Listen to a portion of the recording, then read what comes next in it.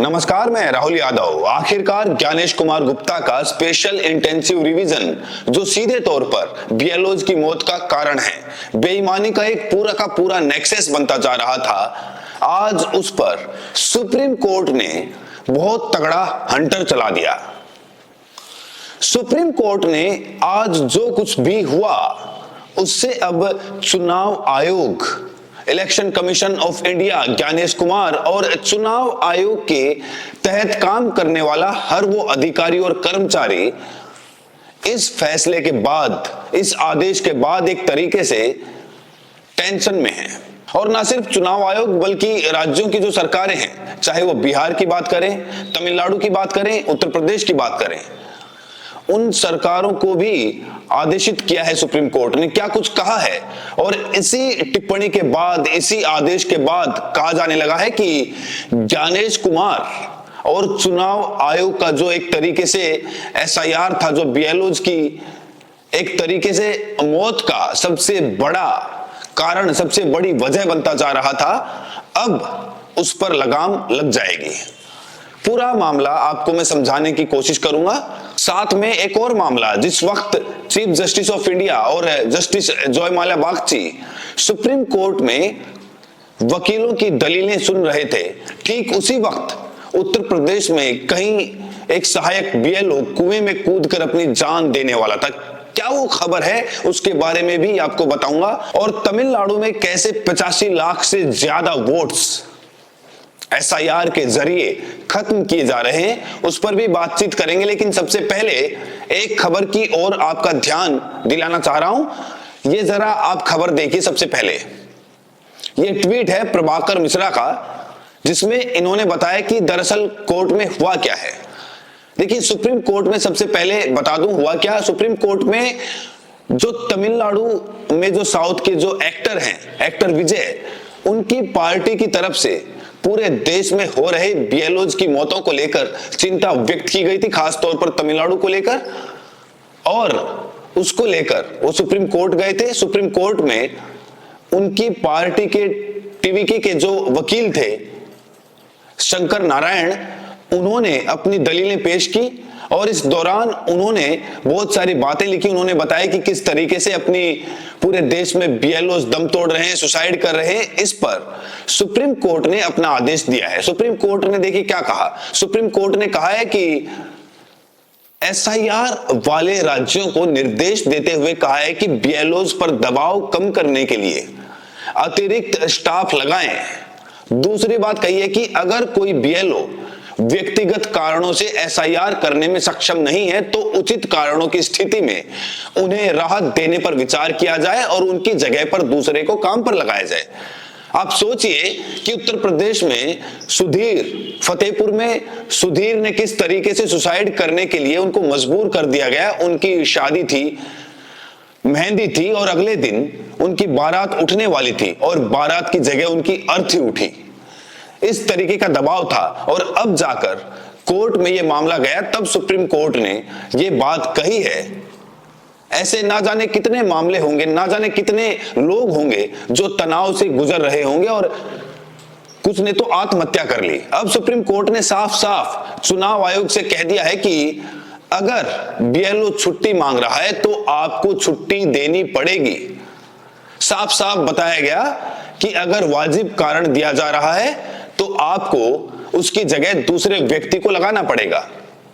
राहत ना मिलने की स्थिति में सुप्रीम कोर्ट ने यह भी कह दिया कि राहत अगर नहीं दे रहा है चुनाव आयोग किसी बीएलओ को, तो बीएलओ अदालत का दरवाजा खटखटा सकता है। यानी कि ज्ञानेश कुमार गुप्ता की जो तानाशाही थी बीएलओज के ऊपर, वो उस तानाशाही पर सुप्रीम कोर्ट ने हंटर चला दिया है, आप एक तरीके से ये कह सकते हैं।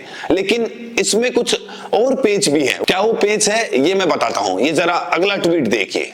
बताया गया कि जो कोर्ट ने कहा, जस्टिस सूर्यकांत ने कहा कि एसआईआर की प्रक्रिया जो है, जो चुनाव आयोग की प्रक्रिया है, उसको वैध बताया है। चीफ जस्टिस ऑफ इंडिया ने एसआईआर की प्रक्रिया को वैध बताया है।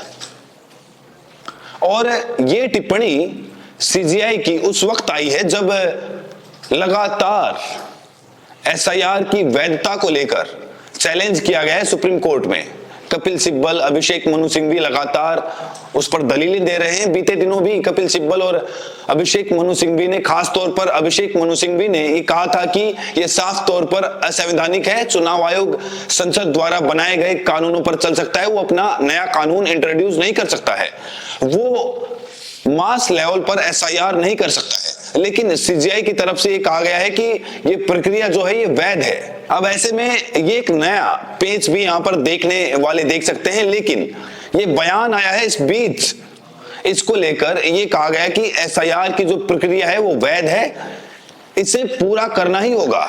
ये भी कहा कि ये वैध प्रक्रिया है, इसको पूरा करना होगा। अगर कहीं स्टाफ की कमी होती है, कमी रह जाती है, तो वो जो कमी है वो राज्य सरकारों की जिम्मेदारी है कि उसको राज्य सरकारें जो हैं पूरा करें। अब ये जरा खबर देखिए, इंडिया टीवी की खबर है, Supreme Court express concern over death of BLOs involved in SIR issues, direction to states. बताया गया कि सुप्रीम कोर्ट ने बीएलओज की लगातार हो रही मौतों को लेकर उसने कंसर्न, एक तरीके से अपनी चिंता, अपना आदेश दिया है, उस पर एक तरीके से एक्शन लिया है और राज्य सरकारों को निर्देश दिया है। और जो निर्देश दिया है वो मैंने आपको बताया। अब जरा ये देखिए दैनिक भास्कर की खबर, इसमें क्या कुछ बताया गया था, मामला क्या था। दरअसल पूरा मामला ये है कि इस पूरे मामले को जस्टिस सूर्यकांत और जस्टिस जयमाल्या बागची सुन रहे थे। ये जो पूरी प्रक्रिया है, ये जो पूरी अपील लेकर गए थे, ये सुप्रीम कोर्ट में साउथ के एक्टर है विजय, मैंने आपको शुरुआत में बताया इनकी पार्टी है टीवीके की याचिका पर सुनवाई इसी को लेकर कर रहे थे। और इसी दौरान इसी को निर्देश दिया, अनुरोध किया कि अगर काम समय से पूरा नहीं करने वाले बीएलओज पर कोई कार्रवाई ना की जाए, ये अनुरोध किया है सुप्रीम कोर्ट ने। अब इस पर सबसे पहले टीवीके के जो वकील हैं गोपाल शंकर नारायण, उन्होंने कहा कि हमारे पास 35 से 40 बीएलओ की जानकारी है जिन्होंने आत्महत्या की है। ये सभी आंगनबाड़ी कार्यकर्ता और शिक्षक हैं। इन्हें धारा 32 आरओपीए के तहत नोटिस भेजे जा रहे हैं, जिनमें कहा जा रहा है कि अगर वो समय सीमा के भीतर काम पूरा नहीं करेंगे तो उन्हें 2 साल की जेल होगी। उत्तर प्रदेश में बीएलओ के खिलाफ 50 एफआईआर दर्ज की गई है, 50 एफआईआर दर्ज की गई है। उन्हें चुनाव आयोग, उन्हें इस पर गर्व है। साफ साफ इसमें कहा गया है कि चुनाव आयोग को इस पर गर्व है, क्योंकि जिस तरीके से इलेक्शन कमीशन से डांस वांस करते हुए वीडियो आ रहे हैं, ये बातें बकायदा वहां की गई। इस पर सीजीआई सूर्यकांत ने कहा कि ये कानूनी प्रक्रिया इसे करना पड़ेगा। अब इस पर वकील ने कहा कि तमिलनाडु के एक लड़के को शादी करनी थी, लेकिन उसे छुट्टी नहीं मिली और उसने आत्महत्या कर ली। अब इस पर सोचिए सीजीआई का बयान क्या आया। सीजीआई कह रहे हैं कि कोई बीमार हो सकता है, मौत के अन्य स्वास्थ्य कारण भी हो सकते हैं। सुसाइड की बात वकील कह रहे हैं और सीजीआई बीमारी की बात कर रहे हैं। फिर इस पर टीवीके के वकील ने कहा कि लेकिन चुनाव अधिकारी उनका बॉस होता है और वो चुनाव आयोग को रिपोर्ट करते हैं, राज्य इस प्रक्रिया में शामिल नहीं है। ये बोला क्योंकि सीजीआई ने कहा कि राज्य इसका प्रबंधन करे। राज्य सरकार क्यों प्रबंध करेगी जब सारा का सारा दारोमदार चुनाव आयोग पर है और चुनाव आयोग ऑटोनोमस बॉडी है, तो फिर राज्य सरकार किस तरीके से करेगी? ये सवाल गोपाल शंकर नारायण का था। इस पर सीजीआई सूर्यकांत ने कहा कि राज्य सरकारें इन कर्मचारियों को तैनात करती हैं, इसलिए हम राज्यों को बता सकते हैं कि जहां भी कर्मचारियों की समस्या हो रही है उनकी जगह किसी और को नियुक्त किया जाए। सूर्यकांत ने यह भी कहा कि राज्य निर्वाचन आयोग की ओर से नियुक्त कर्मचारी एसआईआर सहित वैधानिक कर्तव्यों को पूरा करने के लिए चुनाव आयोग के अधीन है। उन्हें कोई समस्या आ रही है तो राज्य सरकार उनकी कठिनाई दूर कर सकती है और उसके लिए हम 3 निर्देश जारी करते हैं। वो 3 निर्देश क्या हैं? पहला, राज्य स्टेट गवर्नमेंट जो है अतिरिक्त कर्मचारियों की नियुक्ति करे ताकि काम के घंटे कम किए जा सकें। पहला निर्देश दिया गया राज्य सरकारों को। दूसरा, जहां किसी व्यक्ति के पास ड्यूटी से छूट मांगने के खास कारण हो, खास कारण, राज्य सरकार ऐसी अपील विचार करेगी और उसकी जगह पर दूसरे व्यक्ति को नियुक्त करेगी। देखिए इसमें भी बहुत सारे पेच है। मसलन जो दूसरा कर्मचारी आएगा, क्या उसकी ट्रेनिंग हुई है या नहीं हुई? और पहला, दूसरा पेच ये कि ये तय कैसे होगा कि ये स्थिति जो है वो एक तरीके से विशिष्ट परिस्थिति है? क्या वो इस विशिष्ट परिस्थिति का पैमाना क्या होगा? क्या कुछ हेडर्स होंगे?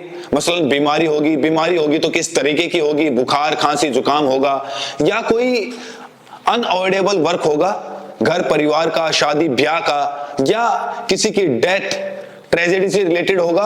अब इसमें तमाम सारे पेज हो सकते हैं, लेकिन ये 3 निर्देश उन्होंने दिए और आखिर में बताया कि अगर कर्मचारियों से किसी दिक्कत का समाधान नहीं हो पाता है तो पीड़ित व्यक्ति कोर्ट का दरवाजा खटखटा सकता है। आखिर में सारा मामला जो है खोल दिया है, कहा कि जब कुछ नहीं हो तो आप कोर्ट में आ जाइए। तो ये बातें दोस्तों कोर्ट में कही गई हैं। इस बीच जब ये सब कुछ चल रहा था तो उत्तर प्रदेश के महुआ में एक बीएलओ सहायक शिक्षा मित्र शंकरलाल राजपूत ने कुएं में कूदकर आत्महत्या कर ली। बताया जा रहा है कि पिछले कई दिनों से ये व्यक्ति परेशान था। ये जो वीडियो देख रहे हैं और साइड में जो उसकी फोटो लगी हुई है, आप साफ तौर पर देख सकते हैं कि वो कुआं है जिस कुएं में कूदकर उसने सुसाइड की। हालांकि ये अपने आप में जांच का विषय है, लेकिन डीएम की तरफ से कहा गया है कि मौजूदगी दर्ज नहीं थी, मतलब कि दस्तावेजों में वो कार्यरत नहीं था सहायक बीएलओ। अब ये भी अपने आप में एक पेच है। सवाल ये है कि कोई दस्तावेज में भी दर्ज नहीं है, बीएलओ का काम कर रहा है। इस तरीके के कितने लोग हैं अननेसेसरी जिनको अवैध तरीके से इस काम में घुसेड़ा गया है। बदोही वल्ला लिख रहे हैं कि यूपी महोबा में सहायक बीएलओ शिक्षा मित्र शंकरलाल राजपूत ने कुएं में कूदकर आत्महत्या कर ली। वो 2 दिन से लापता था। परिवार ने एसआईआर से परेशान होकर आत्मघाती कदम उठाने का आरोप लगाया है। हालांकि जिला अधिकारी महोबा का कहना है कि वे प्रत्यक्ष रूप से एसआईआर के काम में नहीं थे। इस बीच दोस्तों उत्तर प्रदेश के बुंदेलखंड से महोबा के बाद झांसी से भी एक खबर आई है। झांसी में ज्ञानेश कुमार के जो सिपह सालार हैं, जो उनके कर्मचारी हैं, उन्होंने एक और कांड कर दिया। सदी के महानायक अमिताभ बच्चन को झांसी का वोटर बना दिया। अब जरा ये वोटर लिस्ट देखिए, इसमें बाकायदा नाम दिया गया है। 2003 की वोटर लिस्ट बता रही है कि अमिताभ बच्चन ने 2003 में भी झांसी में वोट डाला था। अब आप सोचिए कि कितना बड़ा और कितना तगड़ा गड़बड़ झाला इस पूरे कांड में हो रहा है। राकेश साहू दैनिक भास्कर के पत्रकार हैं, वो देखते क्या लिखते हैं। लिखा है कि झांसी में एक हैरान करने वाला मामला सामने आया है। यहाँ वोटर लिस्ट में फिल्म अभिनेता अमिताभ बच्चन का नाम मिला है। पिता का नाम हरिवंश राय बच्चन दर्ज है। घर का नंबर 54 लिखा है। वोटर लिस्ट के मुताबिक बिग बी ने 2003 में मतदान भी किया था। स्थानीय लोगों ने कहा हमने उन्हें सिर्फ फिल्मों में देखा है, वो यहाँ कभी नहीं आए। मामला ओरछा गेट के कछियाना इलाके का है जो झांसी में पड़ता है। इस बीच दोस्तों एसआईआर को लेकर तमिलनाडु में एक बड़ा झटका लगने जा रहा है। जरा एक खबर देखिए इंडियन एक्सप्रेस की। 85 lakh names may be off Tamil Nadu draft SIR rolls. SIR roll में 85 लाख, लगभग 85 लाख वोटर्स के नाम कट सकते हैं, ये बताया जा रहा है। देखिए क्या बताया गया।